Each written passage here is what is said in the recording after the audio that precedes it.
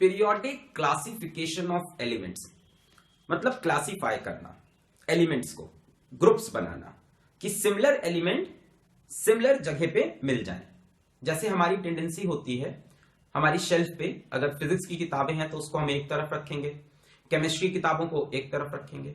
Books में chapter कैसे होते हैं, चैप्टर 1 2 3 एक सीक्वेंस होता है, एक ग्रुपिंग होती है, सिमिलर चैप्टर्स एक यूनिट में होते हैं। तो ये जो ग्रुपिंग का फिनोमेना है ना, ये ह्यूमन बींग्स को एवोल्यूशन से चला आ रहा है। हमारी आदत है कि हम सिमिलर चीज को एक साथ रखते हैं ताकि उसकी साथ में पढ़ाई कर लें और एक एक चीज के बारे में जानना ना पड़े। तो फर्दर इनोवेशंस के लिए, फर्दर डिस्कवरी के लिए, ह्यूमन बीइंग के बेटरमेंट के लिए जरूरी था सिमिलर एलिमेंट्स को साथ में रखना। तो कई लोग ने कोशिशें की और उसमें से सबसे पहली कोशिश जो रिकॉग्नाइज की गई वो थी डोबर्नियर की। डोबर्नियर इनकी सबसे पहली कोशिश कामयाब हुई और इसको हम लोग बोलते हैं डोबर्नियर्स ट्रायड्स। ट्रायड मतलब तीन। इन्होंने तीन एलिमेंट को ग्रुप किया, तीन एलिमेंट करके ग्रुपिंग की। तीन एलिमेंट और हर उन तीन एलिमेंट की प्रॉपर्टीज सेम थी। मतलब जिन एलिमेंट्स की प्रॉपर्टी सेम होंगी उनका अपना अपना तीन का कॉलम होगा। जैसे उन्होंने बोला ए बी सी, ये तीन एलिमेंट एक साथ में रखूंगा क्योंकि तीनों की प्रॉपर्टी सिमिलर है।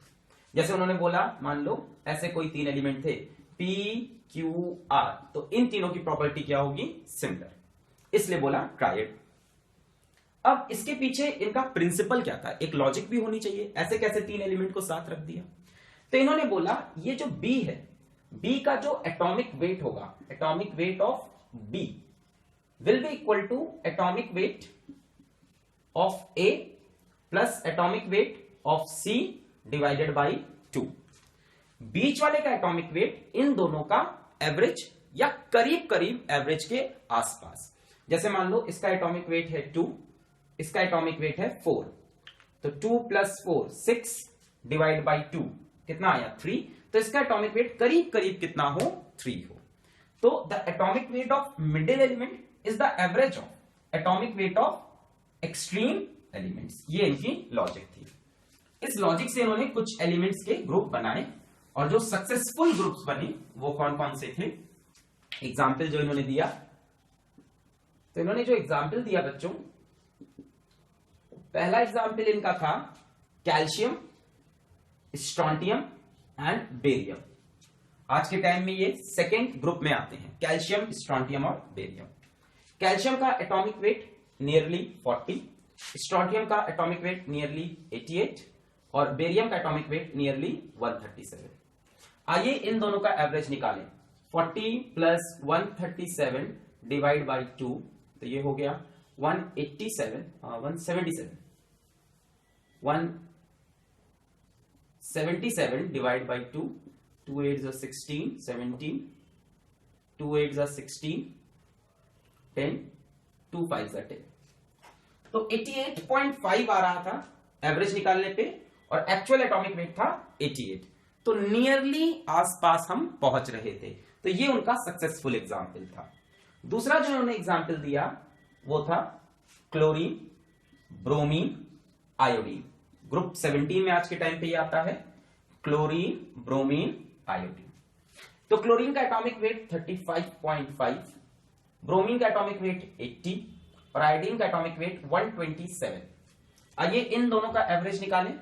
35.5 + 127 डिवाइड बाई 2, तो ये हो गया 5, 2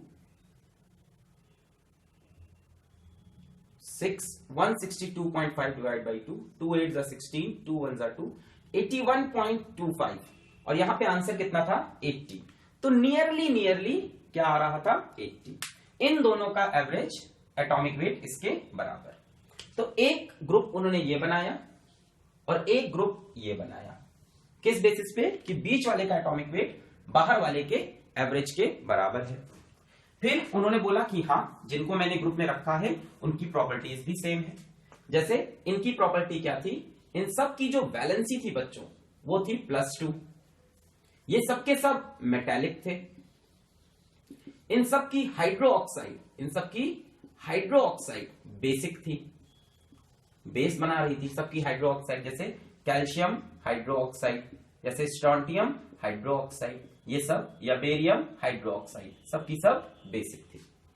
इनको जैसे इन्होंने कहा सेम एलिमेंट में, तो ये सब के सब वैलेंसी शो कर रहे थे -1 की, सबके सब हमारे नॉन मेटल्स हैं, ठीक है, और सबकी हैलाइड मतलब हाइड्रोजन के साथ कंपाउंड HCl, HBr या HI एसिडिक था। तो कुछ कुछ प्रॉपर्टीज ऐसी थी जो इन तीनों की सिमिलर थी और इन तीनों की सिमिलर, और डुवर्नियर का ट्रायड वाला मॉडल सक्सेसफुल हो गया यहां तक। पर पहली बार किसी ने ऐसा किया था कि एटॉमिक वेट के साथ रिलेशन बता दिया एलिमेंट का, है ना, एक प्रॉपर्टी चली गई, एटम से रिलेशन हो गया और पहली बार एलिमेंट्स क्लासिफाई हो गए। पर कुछ फेलियर रह गए इनके। क्या फेलियर हो गए? पहला failure, all the known elements, उस टाइम जितने भी एलिमेंट पता थे, all the known elements can not be put in triads. सारे एलिमेंट को ट्राइड्स में हम क्लासिफाई नहीं कर पाए, कुछ ही कर पाए, ज्यादा ग्रुप नहीं बना पाए।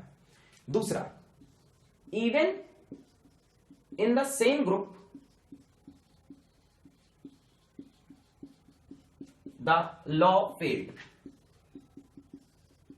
जैसे हैलोजेंस की बात करें तो क्लोरीन, ब्रोमीन, आयोडीन, और इसके पहले आता है फ्लोरीन, क्लोरीन, ब्रोमीन, आयोडीन। तो इन तीनों में तो वैलिड था।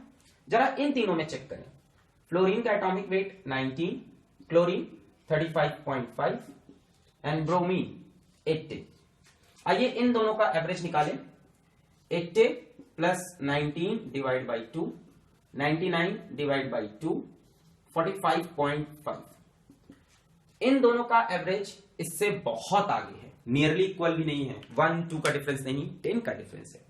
तो इस सीरीज में ये लॉ फेल कर गया। क्लोरीन, ब्रोमीन, आयोडीन में सक्सेसफुल था, पर फ्लोरीन, क्लोरीन, ब्रोमीन में सक्सेसफुल नहीं था, जबकि फ्लोरीन की भी वैलेंसी -1, इसकी भी हाइड्राइड यानी HF एसिडिक था, पर यहां पे ये लॉ नहीं लग पाया। तो इस तरह से डुवर्नियर का लॉ फेल कर गया। एक तो सारे एलिमेंट्स को अरेंज नहीं कर पाए, और एक ये फ्लोरीन वाला, जो क्लोरीन, ब्रोमीन, ये सेम ग्रुप में थे फिर भी ट्रायड को फॉलो नहीं कर रहे थे। फिर भी ये बड़ी डिस्कवरी थी, पहली बार ऐसी कोई डिस्कवरी सामने आई थी। तो इनको डेवी मेडल मिला रॉयल सोसाइटी से, बहुत बड़ा मेडल होता था उस टाइम, है ना, नोबेल प्राइज जैसा, उससे बराबर एक चीज थी, डेवी मेडल मिला इनको, ठीक है। इसी टाइम वर्क करते करते सामने दूसरे साइंटिस्ट आए जो कि थे न्यूलैंड, ठीक है, करीब 40-40 साल के बाद न्यूलैंड का वर्क सामने आया। अब न्यूलैंड क्या थे? म्यूजिक लवर थे, है ना। अब बंदे को जिस चीज से प्यार होता है वो सारी चीजें उसी में फंसाकर समझाता है। तो उन्होंने केमिस्ट्री और म्यूजिक को मिलाया, ठीक है, कितने क्लासिकल बंदे थे ना, बोरिंग नहीं बनाई केमिस्ट्री। केमिस्ट्री किससे मिला दिया? म्यूजिक से। तो चाहे वेस्टर्न म्यूजिक हो चाहे इंडियन म्यूजिक हो, सब में टोटल 7 ट्यून होती है। म्यूजिक में हमेशा 7 इंडिविजुअल ट्यून होती है, और उसके सिवा जो भी ट्यून बनती है इन्हीं 7 को मिला के 1, 2, 3, 4, 5, 6, 7। क्या है 7 ट्यून? सा, रे, गा, मा, पा, धा, नी, और उसके बाद फिर क्या आता है? सा, सा रे गा मा पा धा नी सा। वापस फिर कहां पहुंच जाएंगे? सा पे पहुंच जाएंगे। तो ये जो 7 ट्यून थी, इन्होंने बोला एलिमेंट्स को भी मैं इसी के अकॉर्डिंग अरेंज करके दिखा दूंगा। जिस तरह से 7वीं टोन के बाद 8वीं टोन, नी के बाद वापस कौन आता है? सा। इसी तरह से अगर मैं एलिमेंट्स को इन order of increasing atomic wait लगाऊं, वेरी इंपॉर्टेंट, पहली बार कोई ऐसी बातें कर रहा है, इन order of increasing atomic wait लगा दूं, then every 8th element will have properties similar to first element starting from anywhere, starting from anywhere, इसको हम लोग ने बोला न्यूलैंड्स लॉ ऑफ ऑक्टेव। ठीक है, जो म्यूजिक है, जो टोन है, जो हमारे पास संगीत है, उसको हम लोग बोलते हैं ऑक्टेव। 7 ट्यून होती हैं और 8वीं ट्यून पहले का रिपीटिशन। तो इन्होंने कहा जितने भी एलिमेंट अभी हमारे पास हैं भाई साहब, जितने भी एलिमेंट डिस्कवर हुए हैं, सबको order of increasing atomic wait में लगाइए। सबसे कम एटॉमिक वेट वाले को पहले रखिए, उसके बाद दूसरे, तीसरे, चौथे। तो ऐसे इन्होंने रखना स्टार्ट किया। हाइड्रोजन, लिथियम, अभी नोबेल गैस डिस्कवर नहीं हुई तो हीलियम नहीं था। Hydrogen, lithium, beryllium, boron, carbon, nitrogen, oxygen, fluorine, अब नियॉन डिस्कवर नहीं हुआ है, sodium, magnesium, aluminium, silicon, phosphorus, sulphur, chlorine, sulphur, chlorine, अब एर्गन डिस्कवर नहीं हुआ है तो पोटेशियम और कैल्शियम। अब इनका ये कहना था if elements are arranged in order of increasing atomic weight then every 8th element will have properties similar to first element starting from anywhere। जैसे मैं यहां से स्टार्ट करूं और गिनूं 1 2 3 4 5 6 7, 8वां एलिमेंट कौन है? फ्लोरीन। तो फ्लोरीन और हाइड्रोजन की प्रॉपर्टीज क्या होंगी? सिमिलर, दोनों की वैलेंसी 1 है। जैसे हम स्टार्ट कर दें यहां से, अब 7 गिनना है यहां से 1 2 3 4 5 6 7, 7 एलिमेंट। 8वां एलिमेंट जो आया सोडियम, उसकी प्रॉपर्टी लिथियम के सिमिलर होगी। कहीं से भी गिनो 7 एलिमेंट, उस एलिमेंट को लेकर गिनो तो 8वां एलिमेंट जो होगा उसकी प्रॉपर्टी पहले एलिमेंट के सिमिलर होगी। कहीं से भी स्टार्ट कर दो, जैसे मैं कार्बन से स्टार्ट करूं 1 2 3 4 5 6 7 8। सिलिकॉन और कार्बन दोनों की प्रॉपर्टी क्या होगी? सेम, दोनों कैटेनेशन शो करते हैं, मतलब दोनों लंबी लंबी चेन बनाते हैं, लंबे लंबे बॉन्ड्स बनाते हैं। अब नहीं, कार्बन खुद से ही चिपकता है, सिलिकॉन भी खुद से ही चिपकता है। दोनों की वैलेंसी 4 4 है। तो किसी भी एलिमेंट से स्टार्ट करके आपको 7 तक गिनना है और 8वां एलिमेंट वही प्रॉपर्टीज लेके आएगा जो पहले एलिमेंट की थी। और इसको उन्होंने बोला Newlands law of Octave, that starting from anywhere if you count 7 then the 8th element will have the same property as the first element। हाँ, पर अरेंज कैसे करना है? इन order of increasing atomic wait. Atomic weight lithium का hydrogen से ज्यादा, beryllium का इससे ज्यादा, इंक्रीजिंग में चल रहा है। ठीक, हम कहीं से भी यहां से स्टार्ट करें 1 2 3 4 5 6 7 और ये क्या आया 8। तो सोडियम और पोटेशियम की प्रॉपर्टीज क्या होंगी? सिमिलर, दोनों की वैलेंसी 1, दोनों ही एल्कली मेटल्स हैं, दोनों ही सॉफ्ट होते हैं। तो एक ये सक्सेसफुल अप्रोच थी Newlands law of Octave. Base किस पे था? एटॉमिक वेट पे बेस था कि एटॉमिक वेट बढ़ते हुए में हमने अरेंज किया। और इन्होंने 7 का ग्रुप बनाया कि 7 गिनने के बाद 8वें एलिमेंट की प्रॉपर्टीज सेम होगी फर्स्ट की तरह। तो very successful, very very successful, Newland was very very successful. बहुत बड़ी डिस्कवरी है ये। ठीक है, फिर क्या हुआ कि ये भी फेल कर गए। पर पहले इनकी मेरिट्स पढ़ लेते हैं कि सक्सेसफुल क्यों हुए। Merits, first time elements were arranged in increasing atomic wait, या ये कह सकते हो एक रिलेशन मिला पहली बार एटॉमिक वेट का प्रॉपर्टीज के साथ, कि अगर एटॉमिक वेट के ऑर्डर में अरेंज करें तो सिमिलर प्रॉपर्टी वाले एलिमेंट एक साथ ग्रुप हो सकते हैं। दूसरी इनकी मेरिट क्या थी कि लाइटर एलिमेंट्स जो थे, लाइटर एलिमेंट्स जैसे कैल्शियम तक पहुंच पाए हम, like sodium, potassium, lithium, like beryllium, magnesium, calcium were grouped together। और ऐसे बहुत से ग्रुप बने इस बार, एक दो नहीं बहुत से, जैसे ये दोनों ग्रुप हो गए, ये दोनों ग्रुप हो गए, वर ग्रुप टुगेदर। और तीसरा बच्चों सबसे बड़ा एडवांटेज इन्होंने क्या उठाया, सबसे बड़ी चीज इन्होंने क्या बताई दुनिया को, जहां से पूरी दुनिया नए डायरेक्शन में सोचना स्टार्ट कर दी। तीसरी बड़ी चीज जो इन्होंने बताई वो थी पीरियोडिसिटी। अभी तक इसकी बात नहीं की थी वर्ड ने, पीरियोडिसिटी। पीरियोडिसिटी क्या होता है बच्चों? पीरियोडिसिटी होता है बच्चों की एक फिक्स्ड इंटरवल के बाद या तो वही प्रॉपर्टी रिपीट हो या तो प्रॉपर्टी में एक फिक्स्ड इंक्रीज या फिक्स्ड डिक्रीज दिखाई पड़े। फिर से सुनो कि फिक्स्ड इंटरवल के बाद या तो कोई प्रॉपर्टी सेम हो जाए या तो एक रेगुलर तरह से बार बार इंक्रीज कर रही हो या रेगुलर तरह से डिक्रीज कर रही हो, इस चीज को बोलते थे पीरियोडिसिटी। तो जब हर 7 एलिमेंट के बाद 8वां एलिमेंट आ रहा था तो या तो उसकी कई प्रॉपर्टीज पहले एलिमेंट से सिमिलर हो रही थी या कई प्रॉपर्टीज रेगुलरली इंक्रीज कर रही थी या कई प्रॉपर्टीज रेगुलरली डिक्रीज कर रही थी। भाई हजारों प्रॉपर्टीज होती हैं एलिमेंट्स के बाद, तो इन तीनों की कुछ प्रॉपर्टीज सेम थी, कुछ प्रॉपर्टीज ऐसा हुआ कि यहां से यहां इंक्रीज हुई और कुछ प्रॉपर्टी यहां से यहां डिक्रीज, और इंक्रीज और डिक्रीज होने का जो फैशन था वो यहां से यहां का और यहां से यहां का सिमिलर था। तो एक रेगुलर इंक्रीज या रेगुलर डिक्रीज मिला किस ऑर्डर में? पीरियोडिक ऑर्डर में।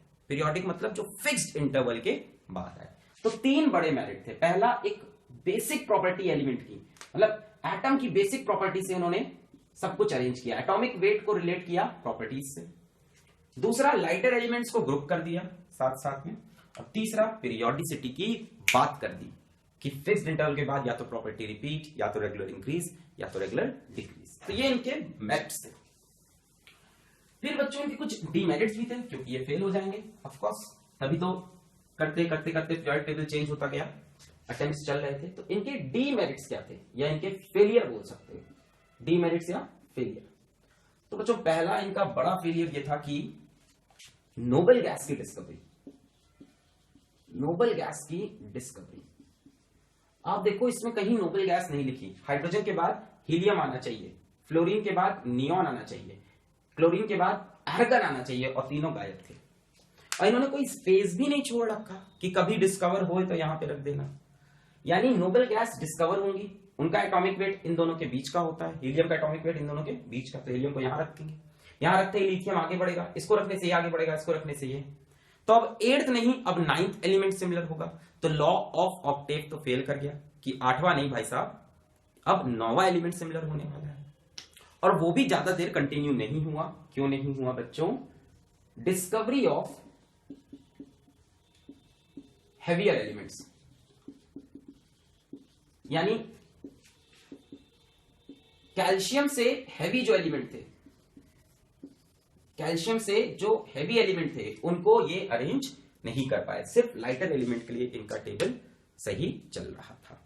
तो ये थे हमारे न्यूलैंड और न्यूलैंड के फेलियर। एक तो नोबेल गैस के लिए काम नहीं कर पाए, नए नए एलिमेंट्स रोज डिस्कवर हो रहे हैं जो अंदर घुस नहीं पा रहे, और बड़े एटॉमिक वेट को ये डील नहीं कर पा रहे, है ना। No space for new elements, for undiscovered. मान लो भी कोई एलिमेंट और अनडिस्कवर्ड कोई डिस्कवर हो जाए, उसके लिए इन्होंने कोई स्पेस नहीं छोड़ा, जैसे ये फंस गया मामला। तो ये थे न्यूलैंड के law of Octave.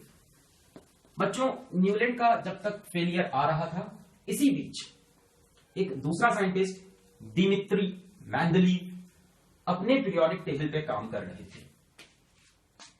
Dmitry Mendeleev, ये इस बीच अपने पीरियोडिक टेबल पे काम कर रहे थे। ये बहुत फेमस हुए, बहुत फेमस हुए, और इन्होंने अपनी स्टोरीज में, अपने इंटरव्यूज में, जो पेपर्स को इंटरव्यूज देते थे, इन्होंने बताया था कि इनको पीरियोडिक टेबल ड्रीम में आया था। ये एक रात सो रहे थे और इनके दिमाग में आया कि हाँ पीरियोडिक टेबल ऐसे बनाना चाहिए, सारे एलिमेंट सेम हो जाएंगे, और इन्होंने उठ के उसी टाइम उस चीज को ड्रॉ किया। और उन्होंने अपने इंटरव्यू में ये लाइन भी जोड़ी कि उसमें सिर्फ एक गलती थी उस ड्रीम में, और जो मुझे रियलाइज हुआ बनाने के बाद कि सिर्फ एक गलती है। पता नहीं कितना सच है कि नहीं, क्योंकि ऐसे सपने आपको तभी आते हैं जब आप दिन रात यही काम करें। तो इन्होंने बहुत मेहनत की होगी इस प्रोजेक्ट के ऊपर, जी जान लगाया होगा, तो सोते वक्त भी इनका दिमाग चल रहा होगा, और सबकॉन्शियस माइंड में, अनकॉन्शियस माइंड में भी इनके यही बात आई होगी। एनीवेज, हमको तो टॉपिक पढ़ना है डिमित्री मेंडलीव के ऊपर। मेंडलीव का अचीवमेंट ये है कि उन्होंने 63 एलिमेंट्स को क्लासिफाई किया, 63 एलिमेंट्स को क्लासिफाई कर दिया। और उस टाइम नोन एलिमेंट्स कितने थे? 63, ऑल नोन एलिमेंट्स, सबको उन्होंने क्लासिफाई किया। बहुत बड़ा टेबल बनाया पहली बार। इनका लॉजिक क्या था? इनका लॉजिक वही था जो न्यूलैंड का था। क्या? Elements are arranged in order of, Newland ने कैसे अरेंज किया था? In order of increasing atomic weight. तो इन्होंने भी वही किया, in order of increasing atomic mass या एटॉमिक वेट कह लो, यही चीज इन्होंने भी की। इनका लॉजिक भी यही था कि इंक्रीजिंग एटॉमिक मास में एलिमेंट्स को अरेंज करो। पर इन्होंने ये नहीं बोला कि हर 8वां एलिमेंट पहले से सिमिलर होगा, ये नहीं बोला इन्होंने बल्कि क्या कहा? इन्होंने बोला आफ्टर फिक्स्ड इंटरवल्स, और जो कि ये खुद डिसाइड करेंगे, fixed intervals we observe elements with similar properties. कुछ फिक्स्ड इंटरवल के बाद जो एलिमेंट्स की सेम प्रॉपर्टी है वो ऑब्जर्व होने लगे, पर साथ साथ के बाद ऑब्जर्व हुए ऐसा नहीं कहा। और किसमें अरेंज किया? इंक्रीजिंग एटॉमिक मास। इन्होंने बोला कि जो पीरियोडिक प्रॉपर्टीज होती हैं, पीरियोडिक प्रॉपर्टीज मतलब वो प्रॉपर्टीज जो कुछ फिक्स्ड इंटरवल के बाद या तो रिपीट होंगी, या तो रेगुलर इंक्रीज होंगी, या रेगुलर डिक्रीज होंगी, ऐसी प्रॉपर्टीज को बोलते हैं पीरियोडिक प्रॉपर्टीज, जो फिक्स्ड पीरियड के बाद या तो रिपीट हो, या तो इंक्रीज हो, या तो डिक्रीज। वो डिपेंड करती हैं एटॉमिक नंबर पे, सॉरी एटॉमिक मास पे, है ना। ये प्रॉपर्टीज किस पे डिपेंड करती हैं? ये प्रॉपर्टी डिपेंड करती हैं एटॉमिक मास पे। मतलब एटॉमिक मास एलिमेंट का एक बहुत ही कैरेक्टरिस्टिक पॉइंट है। अगर मैं सारे एलिमेंट को इंक्रीजिंग एटॉमिक मास में रखूं तो कुछ ना कुछ टेबल ऐसा बन सकता है कि वो एलिमेंट्स जिनकी प्रॉपर्टी सेम है वो सेम ग्रुप में आ जाएं, और उन ग्रुप्स में नीचे चलने पर या ऊपर चलने पर प्रॉपर्टीज या तो सेम रहें या रेगुलरली इंक्रीज या डिक्रीज करें। तो इन सब से बना मेंडलीव का पीरियोडिक लॉ, जो कि पहला पीरियोडिक लॉ है। मेंडलीव पीरियोडिक लॉ, क्या पीरियोडिक लॉ दिया मेंडलीव ने? The physical and chemical properties, the physical and chemical properties of an element is a periodic function of its atomic mass। जो physical और chemical properties हैं वो periodic मतलब fixed interval के बाद रिपीट होंगी, इंक्रीज होंगी या डिक्रीज होंगी, और ये चीज तब ऑब्जर्व होगी जब एलिमेंट्स को अरेंज करो in the order of increasing atomic मास। मतलब फिजिकल और केमिकल प्रॉपर्टीज शो करती हैं एक पीरियोडिक फंक्शन, मतलब एक रेगुलर ट्रेंड शो करती हैं, एक रेगुलर रिपीटिशन या इंक्रीज डिक्रीज शो करती हैं अगर एलिमेंट्स को अरेंज करें इन ऑर्डर ऑफ एटॉमिक मास। और ये था मेंडलीव्स पीरियोडिक लॉ कि एलिमेंट्स की प्रॉपर्टी का बेसिक जो है वो किस पे डिपेंड करता है? Atomic mass. एटॉमिक मास से हम स्टडी करेंगे इंक्रीजिंग एटॉमिक मास में, तो वो एलिमेंट्स जिनकी प्रॉपर्टी सेम है वो फिक्स्ड इंटरवल के बाद जरूर मिलेंगे, या फिक्स्ड इंटरवल के बाद जो एलिमेंट मिलेगा उसकी प्रॉपर्टीज इससे रेगुलर बढ़ती जा रही होगी। ये था मेंडलीव्स पीरियोडिक लॉ। तो अपने पीरियोडिक लॉ के बेसिस पे किस पे काम किया इन्होंने? एटॉमिक मास पे। इन्होंने एक टेबल बताया जो कि इन्होंने बोला इन्हें सपने में आया, और उस टेबल को बोला गया Mendeleev periodic table. Actual Mendeleev periodic table देखना है तो विकिपीडिया पे जाइए, टाइप करिए मेंडलीव पीरियोडिक टेबल, तो आपका कुछ जुम भाषा में आपको ये मिलेगा ना। बहुत ही अनऑर्गेनाइज था, साइंटिस्ट लोग जैसे लिखते हैं, फिर इसको और सिस्टमैटिक किया गया, अच्छा बनाया गया। तो हम लोग जो पढ़ते हैं इसका मेंडलीव पीरियोडिक टेबल वो काफी ज्यादा एडिटेड है, काफी ज्यादा नए जमाने का है, काफी ज्यादा उसमें चेंजेस किए गए हैं ताकि हम आसानी से पढ़ सके। बाकी उन्होंने तो डिफरेंट लैंग्वेज में लिखा था, डिफरेंट सिंबल्स यूज किए थे। ऐसा कहा जाता है उन्होंने ताश के पत्ते से ये किया था, कार्ड्स के ऊपर उन्होंने एलिमेंट्स के नाम लिखे और एलिमेंट्स को, कार्ड्स को अरेंज किया in the order of increasing atomic wait, और वो कार्ड एक दूसरे के नीचे आते गए जिनकी प्रॉपर्टीज सिमिलर।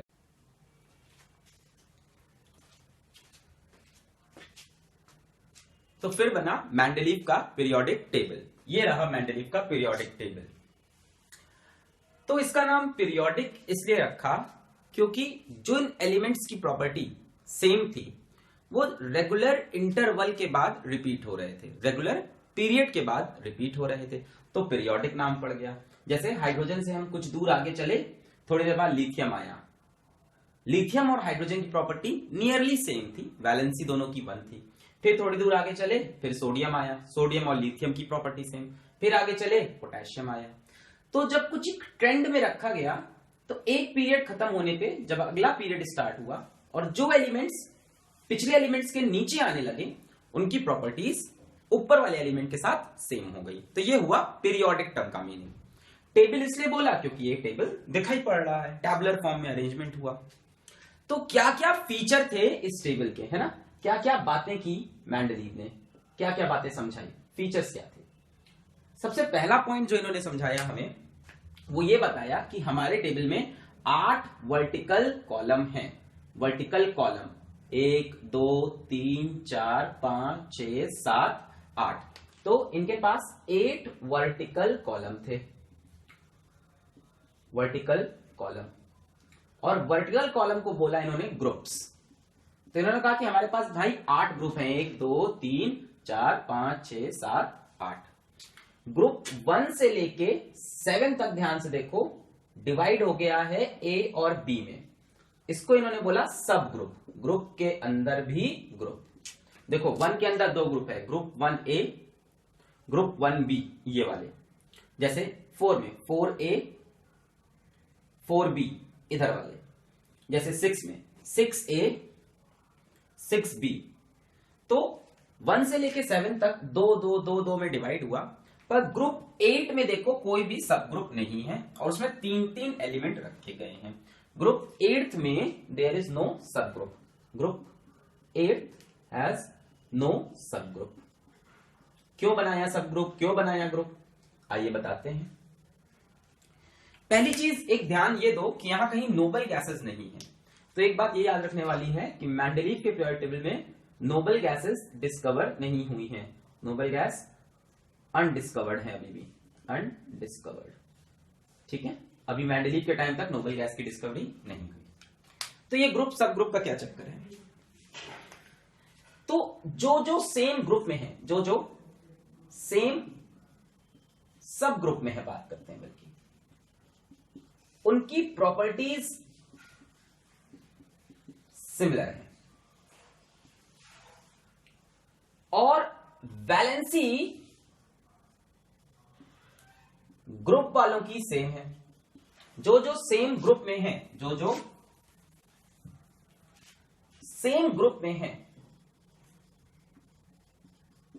उनकी वैलेंसी भी क्या है, सेम है।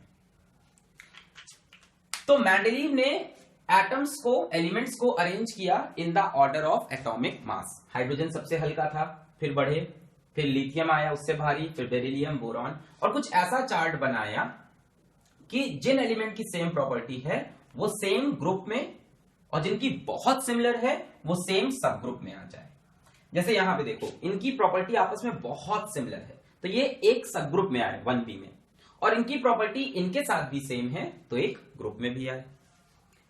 अब किसी भी एक ग्रुप की वैलेंसी सभी एलिमेंट की सेम होती है।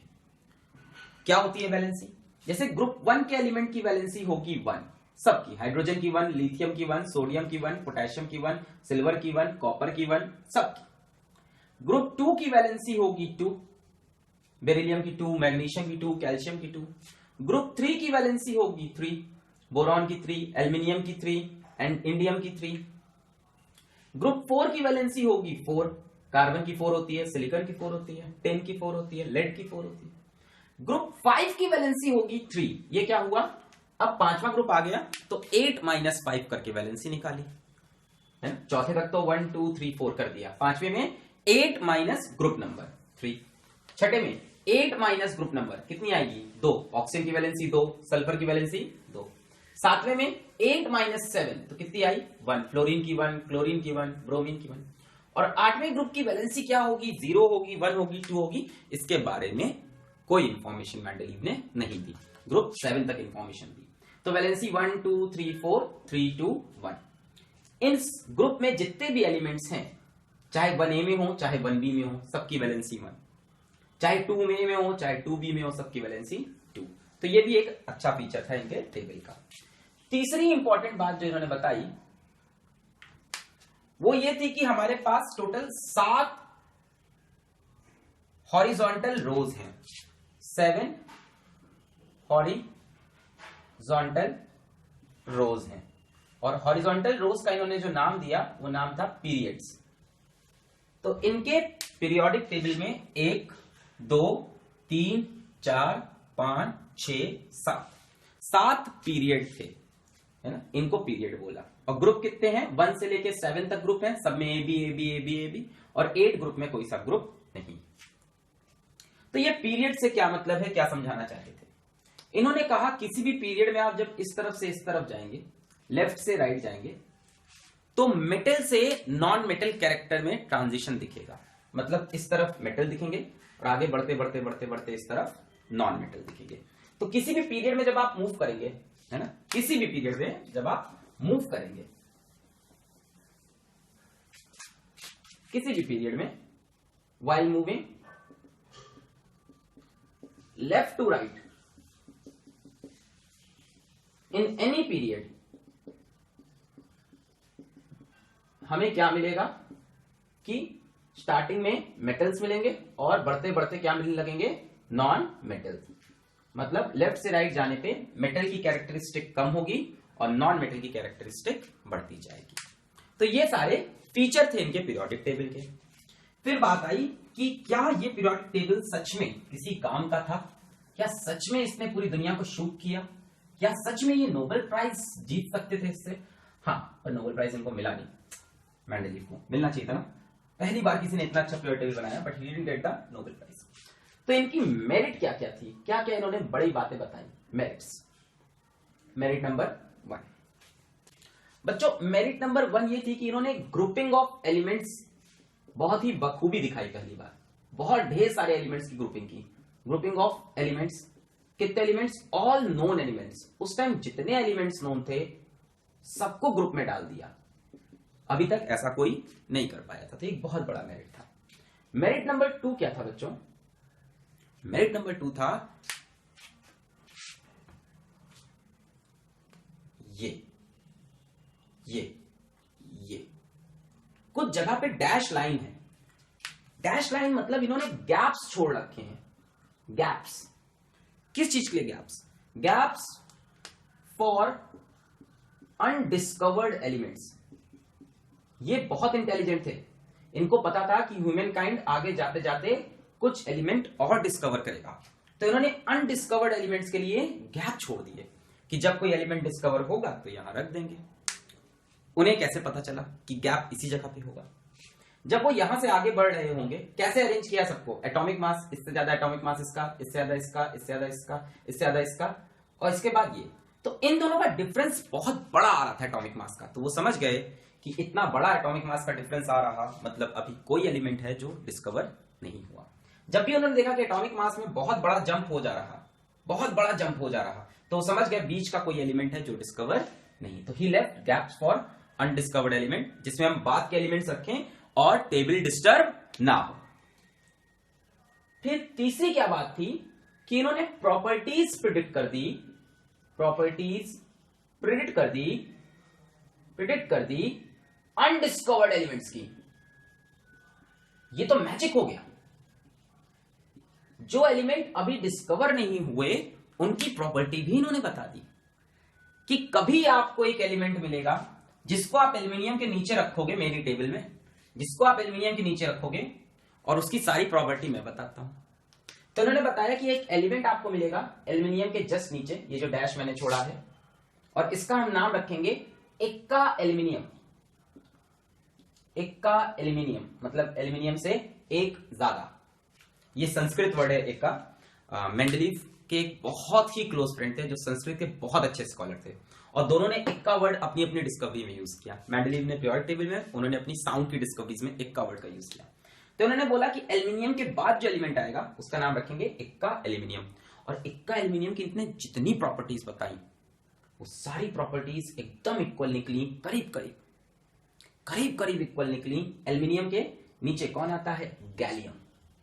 गैलियम के यहां बाद में डिस्कवर्ड होके ये एक्का एल्यूमिनियम जो इन्होंने बताया ये है कौन? गैलियम। तो जब गैलियम डिस्कवर हुआ ना तो देखा गया गैलियम की ज्यादातर प्रॉपर्टी वही थी जो इन्होंने एक नया नाम दिया था एक्का एल्यूमिनियम। जैसे यहां देखो सिलिकॉन के नीचे भी गैप है, दिख रहा है? ये सिलिकॉन के नीचे गैप। तो सिलिकॉन के नीचे वाले गैप के लिए इन्होंने नाम दिया, सिलिकॉन के नीचे वाले गैप को नाम दिया एक्का सिलिकॉन। एक्का सिलिकॉन नाम देखे, इसकी प्रॉपर्टीज बताई, इसकी डेंसिटी बताई, इसका मास बताया, सब बताया। यहां पे फ्यूचर में डिस्कवर हुआ जर्मीनियम। जर्मीनियम और जर्मीनियम की डेंसिटी, मास, रिफ्रैक्टिव इंडेक्स, कंडक्टिविटी सब करीब करीब उसी के इक्वल थी जो मेंडलीव बता के गए थे। तो ये मेंडलीव का बहुत बड़ा अचीवमेंट था। एक तो गैप छोड़ रखे थे कि जब एलिमेंट डिस्कवर हो तो आप यहां डाल दो, उन एलिमेंट का कुछ नाम भी दिया था और उनकी प्रॉपर्टीज भी बताई थी कि जब डिस्कवर होंगे तो ये प्रॉपर्टी होगी, और जब डिस्कवर हुए तो ये प्रॉपर्टीज उनमें निकलकर सामने आई। और एक बहुत बड़ा अचीवमेंट मेंडलीव का यह था कि उन्होंने एटॉमिक मास को करेक्ट किया अपने टेबल से। जैसे पहले यह माना जाता था कि ये रहा प्लैटिनम और ये रहा गोल्ड। देखो प्लैटिनम के बाद गोल्ड आया है। पहले माना जाता था कि प्लैटिनम गोल्ड से ज्यादा भारी है, प्लैटिनम गोल्ड से ज्यादा भारी है, पहले ऐसा माना जाता था। पर इन्होंने जब प्रॉपर्टीज को एनालाइज किया तो देखा गोल्ड यहां पे आ रहा है, प्लैटिनम यहां पे आ रहा है। इसका मतलब यह हुआ कि गोल्ड का मास प्लैटिनम से ज्यादा होगा, क्योंकि प्लैटिनम की सीरीज खत्म हुई तब गोल्ड की सीरीज स्टार्ट हुई, पीरियड। पहले माना जाता था कि प्लैटिनम का मास ज्यादा है, पर इन्होंने प्रॉपर्टीज देखी, गोल्ड यहां आना चाहिए, प्लैटिनम यहां, और इससे इन्होंने प्रेडिक्ट किया कि gold is heavier than platinum. तो इस तरह से कुछ एटॉमिक मास भी करेक्ट किए। तो चौथा इनका बड़ा एडवांटेज था correction of atomic mass, correction of atomic masses. तो ये चार बड़े एडवांटेज, बड़े मेरिट्स थे। पहली बात थी कि पहली बार किसी ने ग्रुपिंग की सारे नोन एलिमेंट्स की। दूसरी, गैप छोड़ रखे थे अनडिस्कवर्ड के। तीसरी, प्रॉपर्टीज प्रेडिक्ट कर दी। एल्यूमिनियम के नीचे एक्का एल्यूमिनियम, सिलिकॉन के नीचे एक्का सिलिकॉन, एक्का सिलिकॉन बना जर्मीनियम, एक्का एल्यूमिनियम बना गैलियम। और चौथी ये थी कि एटॉमिक मास करेक्ट किए अपने पैटर्न के हिसाब से। किसी ने कहा कि नहीं भाई, हम ये कहते हैं कि बेरिलियम बोरॉन से ज्यादा भारी है, जैसे, पर इन्होंने जब रखा तो इन्होंने कहा नहीं नहीं, बोरॉन बेरिलियम से ज्यादा भारी, क्योंकि मेरा ट्रेंड ये कह रहा। तो ये बड़े मेरिट्स थे। अब बात आती है कि क्यों इनका मॉडल भी फेल हो गया। फाइनली इनका मॉडल भी फेल हो गया। तो बात आती है इनके मॉडल की डीमेरिट्स की। व्हाई इट फेल, डीमेरिट्स, क्यों फेल कर गया? ग्रुपिंग करते करते कुछ अनलाइक एलिमेंट्स जो एक जैसे नहीं थे साथ में ग्रुप हो गए। जैसे कॉपर, सिल्वर, गोल्ड आपस में तो सिमिलर हैं, पर सोडियम पोटेशियम से सिमिलर नहीं है।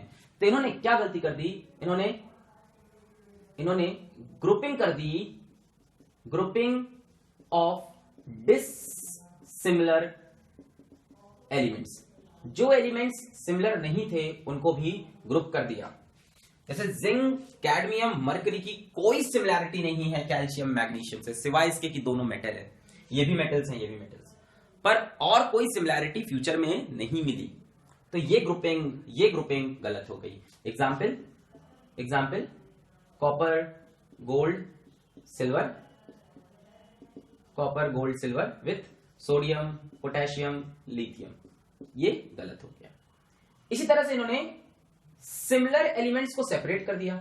सिमिलर एलिमेंट्स सेपरेटेड, मतलब सिमिलर एलिमेंट्स को साथ में रखना चाहिए था, पर इन्होंने सेपरेट कर दिया। एग्जाम्पल है ये गोल्ड और प्लैटिनम, ये रहा एग्जाम्पल। गोल्ड और प्लैटिनम की प्रॉपर्टीज बहुत सेम होती है, पर इनके टेबल के हिसाब से दोनों अलग अलग हैं। Gold and platinum are not kept together. तो जो सेम नहीं उनको साथ में रख दिया और जो सेम थे उनको दूर दूर रख दिया। ये डिफेक्ट बाद में निकली। तीसरी डिफेक्ट थी आइसोटोप्स की। आइसोटोप्स क्या होते हैं, इसका एक वीडियो भी है, आइसोटोप्स आइसोबार मैंने बनाया अलग से। आइसोटोप्स क्या होता है कि एक ही एलिमेंट के डिफरेंट तरह के एटम होते हैं, एक ही एलिमेंट के डिफरेंट तरह के एटम होते हैं जिनका मास अलग अलग होता है। जैसे हाइड्रोजन एक होता है जिसका मास होता है 1, हाइड्रोजन एक होता है जिसका मास होता है 2, और हाइड्रोजन एक होता है जिसका मास होता है 3। 3 तरह के हाइड्रोजन नेचर में पाए गए, एक का मास 1, एक का मास 2, एक का मास 3। जैसे ऑक्सीजन एक होता है मास 16, एक होता है उसका मास 18, तो ऑक्सीजन का मास 16 भी हो सकता है और 18 भी। अब सबसे बड़ा फ्लॉ आ गया। क्या फ्लॉ आ गया? इनके टेबल के हिसाब से आइसोटोप्स शुड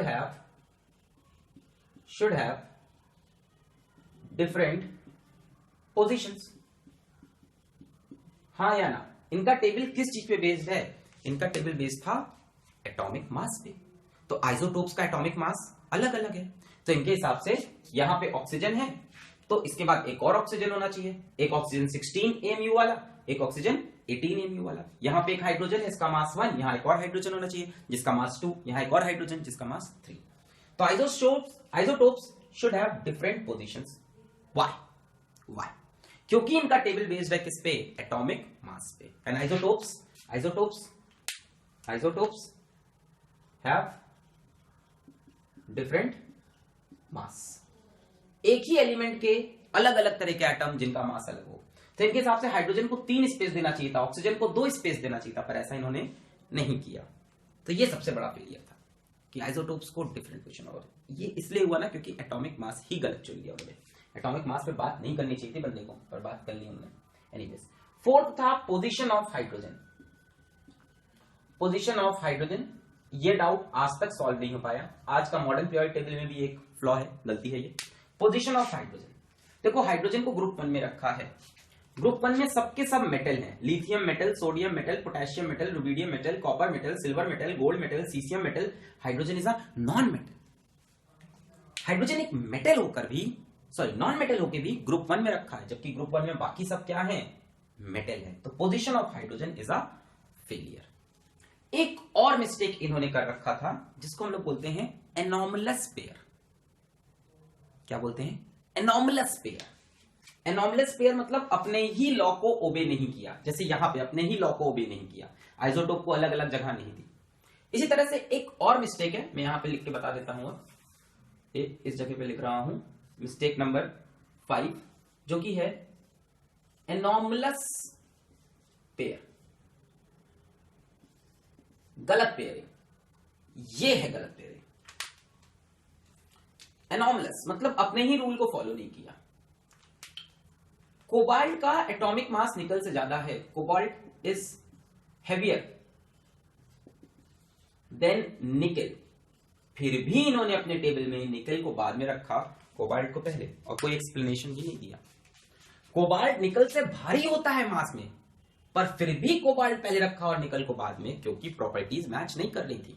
जब मास के हिसाब से अरेंज किया तो प्रॉपर्टीज मैच नहीं कर रही थी, मतलब गलती हो चुकी है। एटॉमिक मास पे अरेंज करना ही गलत था, पर उन्होंने बातें संभालने के लिए पलट दिया इसको।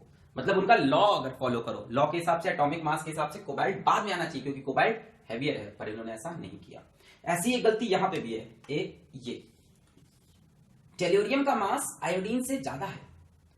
Tellurium is heavier than iodine, पर टेल्यूरियम को पहले रखा, आयोडीन को उसके बाद रखा, तो इसको हमने बोला एनॉमलस पेयर्स। तो क्या क्या गलती की? ग्रुपिंग ऑफ डिसिमिलर एलिमेंट्स, यहां पे जो एलिमेंट सिमिलर नहीं थे ये सारे इनके साथ सिमिलर नहीं थे, कर दिया। ये सारे इनके साथ सिमिलर नहीं थे, कर दिया। Separation of similar elements, gold और प्लैटिनम सिमिलर प्रॉपर्टी है पर फिर भी सेपरेट कर दिया। Isotopes should have different position, isotope एक ही एलिमेंट के अलग अलग एटम जिसका मास अलग अलग हो। इन्होंने बोला कि मास इंक्रीज करने पे हमने लगाया है, तो हाइड्रोजन का एक मास यहां, 2 वाला मास यहां, 3 यहां आना चाहिए, पर ऐसा इन्होंने नहीं किया।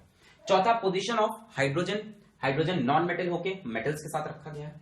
5वां एनॉमलस पेयर, इन्होंने कहा कि हमने पीरियोडिक टेबल एटॉमिक मास के इंक्रीजिंग ऑर्डर में बनाया है, पर देखो यहां पे इन्होंने चालाकी की, कोबाल्ट का मास ज्यादा होना चाहिए फिर भी पहले रख दिया ताकि प्रॉपर्टीज मैच कर जाए। आयोडीन को यहां होना चाहिए क्योंकि आयोडीन का मास टेलोरियम से कम है, टेलोरियम हैवी है, पर फिर भी टेलोरियम को इधर, आयोडीन को इधर रखा क्योंकि प्रॉपर्टीज सिमिलर हो रही थी। तो कहीं कहीं अपने ही लॉ को इन्होंने गलत कर दिया। तो ये सारी मेरिट्स और डीमेरिट्स थी। मेंडलीव के बाद स्कॉट आए, जिन्होंने नोबेल गैस ढूंढी, 5 नोबेल गैस डिस्कवर की और उनको नोबेल प्राइज मिला, और मेंडलीव को नोबेल प्राइज नहीं मिला, जबकि बहुत बड़ी डिस्कवरी थी। लेटर ऑन ये चीज रियलाइज हुई और पीरियोडिक टेबल में एलिमेंट नंबर 101, जिस एलिमेंट का एटॉमिक नंबर आज की डेट में 101 है, जिसका नाम है अनिलयूनियम, है ना, जो उसका साइंटिफिक नेम है, आईयूपैक नेम है अनिलयूनियम 101, उसका नाम पड़ गया मेंडेलिवियम। तो इनके नाम से एक एलिमेंट पड़ गया, तो इनको नोबेल प्राइज से बड़ी चीज मिल गई ना। जब तक ह्यूमन रेस आगे रहेगी, 101 जो एलिमेंट है, जैसे आप कॉपर पढ़ते हो, पोटेशियम पढ़ते हो, वैसे ही एक एलिमेंट है जिसका नाम पड़ गया मेंडेलिवियम 101। तो ये था मेंडेलीव पीरियोडिक टेबल। इसको इंप्रूव किया कई लोगों ने मिलके, नील बोहर आए, हेनरी मोसले आए, और उन्होंने मिलकर प्रपोज किया मॉडर्न पीरियोडिक टेबल, जो कि अगले वीडियो का टॉपिक है। Thank you.